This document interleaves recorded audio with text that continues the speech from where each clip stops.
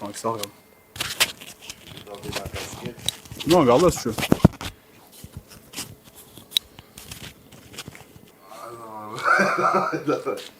MMA de l'année. Attends, je réfléchis, parce qu'il faut que je sois tactique là. Ça filme là? Ouais. Bonjour, je m'appelle Tom Di Gasparo, j'ai 20 ans et je viens d'ici, Sainte-Anne-d'Evenos. Le sud de la France, ça représente ma vie parce que je vis ici. Donc moi, mon but, mon objectif, c'est de représenter le sud. Moi, je suis maçon du coup, et à côté, je passe une formation, donc une licence chargé d'affaires, donc de temps en temps je vais à l'école, mais je suis tout le temps sur le chantier, je suis maçon. Donc moi j'ai commencé les sports de combat à l'âge de 5 ans, donc j'ai commencé par les arts martiaux vietnamiens, c'est ma mère qui m'a mis dedans direct à l'âge de 5 ans. C'est elle qui nous entraînait aussi depuis qu'on était petits, donc après j'ai suivi le mouvement en grandissant, j'ai continué avec la boxe, avec le MMA. Tom, c'est une personne que je connais depuis petit, puisqu'il a commencé par les arts martiaux vietnamiens, comme nous, le Chung Quan Kido. Je dis nous, parce que je parle de mon frère et moi, avec qui on a monté le club Fight Bros. Quelque part, il a eu un petit peu le même parcours qu'on a eu.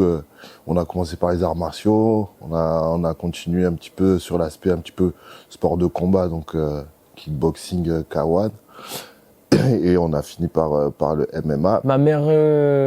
Ma mère pour le MMA, elle est un peu réticente, elle a un peu peur de me voir dans la cage, mais elle me pousse, elle est toujours derrière moi quand même. Mon frère après, c'est autre chose parce que je m'entraîne avec lui, donc lui il me pousse, on s'entraîne ensemble, on fait nos préparations ensemble, on avance ensemble. Ce que j'aime dans les sports de combat, c'est me taper. Les valeurs que ce sport représente pour moi, c'est ça nous permet d'avoir du respect envers nos adversaires. Donc on est tous les deux dans la difficulté, on traverse tous les deux des grosses préparations et du coup on a du respect l'un envers l'autre. Ça nous apporte le respect, ça nous apporte aussi la discipline parce qu'il faut se lever tous les matins pour aller se préparer. Ça nous apporte aussi la répétition. Ça nous permet de cadrer notre mode de vie. Donc on essaye d'être carré dans ce qu'on fait. Moi, ce qui se passe dans ma tête avant de rentrer dans la cage, c'est l'envie en fait. J'ai comme on dit ici, j'ai la dalle de gagner, j'ai faim de combattre. Alors moi, mon style de combat, c'est beaucoup, je suis un striker de base parce que j'ai commencé par les sports pieds-poings. Donc moi, mon style, c'est le striking. Après, je cache bien mon jeu parce que personne encore m'a vu en difficulté au sol, personne n'a réussi à me mettre sur le dos. Donc peut-être que je cache quelque chose aussi, mais j'adore le pied-point, j'aime bien frapper et on a pu le voir dans les derniers tournois que j'ai pu faire. L'explosion du MMA en France, je trouve ça excellent parce que ça permet à beaucoup de jeunes talentueux français qui ils peuvent s'exprimer en fait. C'est-à-dire que avant c'était pas légal, donc pour trouver des combats c'était très compliqué, des bons clubs c'était très compliqué, des clubs de MMA c'était dur à trouver. Donc moi je trouve ça très bien que le MMA soit légalisé en France et que ça a explosé comme ça, parce qu'il y a de nombreuses stars qui ont pu s'exprimer à travers le monde entier. Et on peut voir que les amateurs en France, il y a beaucoup de niveaux et qu'il fait que évoluer de jour en jour, d'année en année. Déjà, je suis entouré d'une bonne équipe, donc j'ai un très très bon entraîneur en MMA qui est encore d'ailleurs combattant professionnel. Donc Idriss avec son frère Sydney. Donc tous les deux combattants, de très bons combattants et de très bons entraîneurs. Je suis aussi accompagné de mon frère avec qui je m'entraîne depuis que je suis tout petit. Et d'ailleurs, les deux frères Sydney et Idriss aussi, je m'entraîne avec eux depuis que je suis tout petit. On tournait beaucoup à 4. Depuis quelques temps maintenant, je m'entraîne au Grappling Face Team, donc un club de grappling. L'entraîneur qui s'appelle Farid, avec qui m'apprend énormément de choses sur les phases au sol. Je me suis entraîné avec Julien Martinez, donc au Fight Gym Bossétan, en kickboxing et en K1. On est très bien entouré parce qu'on a un bon management, on a un management sérieux, Ils nous envoient pas à l'abattoir pour rien. On est préparé pour les combats qui nous attendent. On n'a pas des combats trop faciles non plus. On a des combats toujours équilibrés. Donc on a une équipe, l'équipe elle est carrée. Pour la structuration de mes entraînements, je m'entraîne énormément le soir, la semaine, parce que toute la journée je suis au chantier, vu que je suis maçon. Donc après le chantier, j'ai mes affaires de sport dans la voiture. Je vais commencer un premier entraînement et après en général j'en enchaîne un deuxième. Selon les jours, je peux en enchaîner un troisième ou non. Tom, c'est quelqu'un qui est très consciencieux, très concentré pendant les entraînements, qui est à l'écoute, qui n'hésite pas à poser des questions quand il ne comprend pas ou quand il a un blocage. Il essaie toujours d'avoir une solution. Il essaie toujours de comprendre. Très très investi. Malgré les journées qu'il fait dans son boulot là, au chantier, il est maçon, il est en alternance. Et il trouve la force, et en tout cas il est discipliné assez pour venir et ne pas louper un entraînement, que ce soit le lundi soir, le mardi, le mercredi.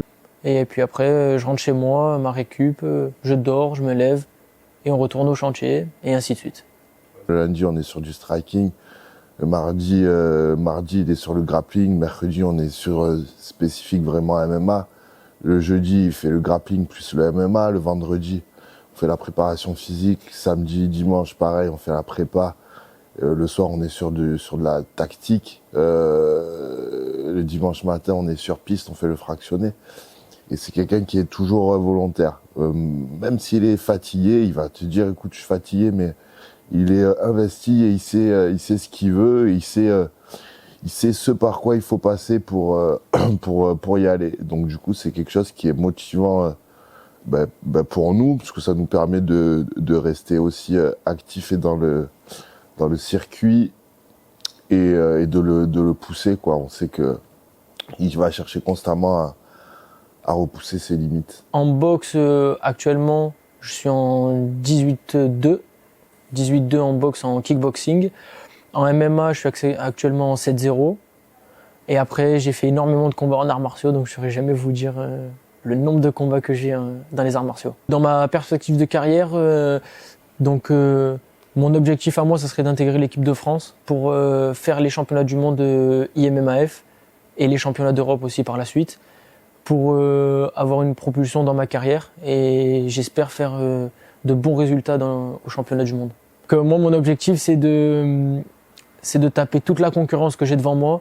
Donc tout le top 10 français, j'ai envie de les affronter, surtout le top 5, parce que c'est le top 5 qui m'intéresse le plus et c'est le top 5 qui est au-dessus de moi. Justement, sur Tapologie, je suis hashtag 7 maintenant sur Tapologie. Non, je pense que je vais monter parce que j'ai eu un tournoi à Toulon là, ce week-end et j'ai gagné mes combats.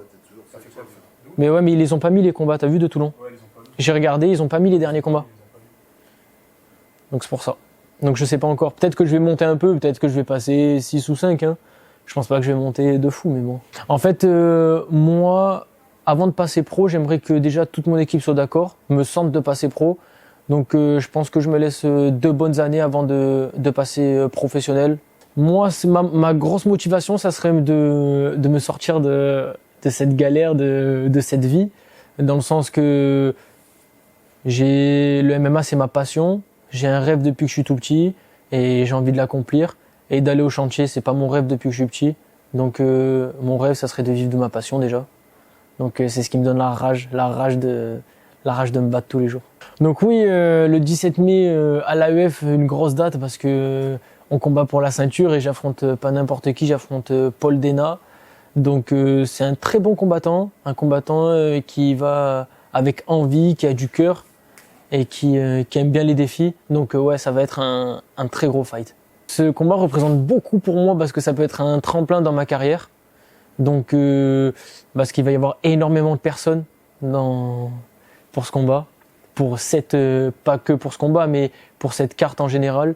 Vu que c'est fait au Roison Park, ils attendent des milliers de personnes. Donc il y aura beaucoup de visibilité, sachant qu'on passe aussi sur RMC Sport. Le fait que je représente le sud de la France et ma ville, mes clubs, je Je pense que j'ai beaucoup de monde derrière moi, donc j'ai tout le sud derrière moi, et du coup je pense que ça va être quelque chose. Alors dans ma préparation, on a toujours la partie tactique, donc une partie où mes entraîneurs ils vont un peu analyser mon adversaire pour qu'à l'entraînement on puisse organiser un game plan. Après ça reste un combat, et un combat on est deux hommes en face à face, donc faut voir comment ça se passe dans la cage quand on est en face de l'autre. Tom, il affronte Paul Dena, qui a un très bon entraîneur, Johnny Frachet, qui a pas besoin, on n'a pas besoin de l'évoquer. Son nom parle pour lui. Paul, c'est quelqu'un de complet, avec des forces et des faiblesses sur lesquelles on doit bosser. Pour moi, c'est un match-up qui est équilibré et qui va se finir bien pour Tom. En tout cas, on travaille pour. Moi, d'être là-bas chez lui, ça m'excite encore plus en fait. Ça me donne envie d'y aller et de leur montrer que je viens pas juste pour lui faire un point de plus ou une victoire de plus. Nous, en tant que coach, la pression qu'on a, c'est de voir le résultat de notre travail, en fait, du travail qu'on a effectué en équipe, de l'analyse. Nous, c'est la pression qu'on a, entre guillemets, c'est de voir ce résultat-là, voir qu'on a été dans le bon du début à la fin, que ça a porté ses fruits. Et bien sûr que ça se passe au mieux pour, en l'occurrence pour Tom, là. Paul Dena, c'est un mec qui a fait ses preuves en soi, et puis il a été intelligent. Ils ont été intelligents, lui et son staff, dans sa carrière, ce qui a fait que maintenant il est beaucoup médiatisé, qu'il est vachement connu sur les réseaux. Après, pour moi, ça reste un bon combattant, parce qu'il a quand même un certain niveau, sinon il aurait pas fait champion de France l'année dernière. Donc ça reste un bon combattant et il faut pas le sous-estimer. Ouais, parce qu'en fait Paul il a participé à ça parce que il est énormément connu sur les réseaux sociaux, et ça donne envie à des jeunes, à des plus jeunes, parce qu'il est beaucoup suivi, de se mettre au MMA, de se mettre au sport de combat. Donc oui, Paul a pu aider pour les jeunes surtout qui le regardent et qui regardaient la chaîne à l'époque avec Ibra TV. Donc moi je pense que ça a pu aider. Ouais, mais sur le circuit amateur et des jeunes aussi surtout, je pense. Parce qu'il y a beaucoup de jeunes qui regardaient Ibra TV, beaucoup de jeunes entre 10 et 16 ans. Beaucoup de jeunes donc qui ont pu peut-être se lancer au MMA, quoi. Ah ben oui. 310 000 abonnés sur Insta. Moi ça me fait rire parce que j'ai hâte. J'aimerais bien voir la manière dont il va me finir justement. Pronostic pour le combat. Premier round 10 secondes. Non, Premier jab.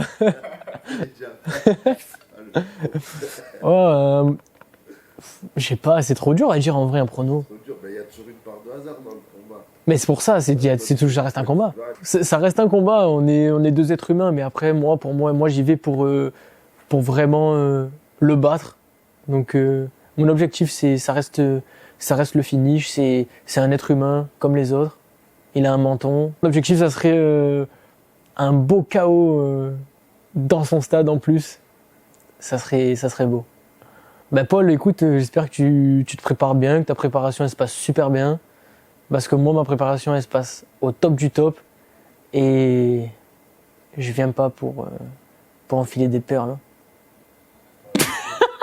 Je sais pas si ça se dit.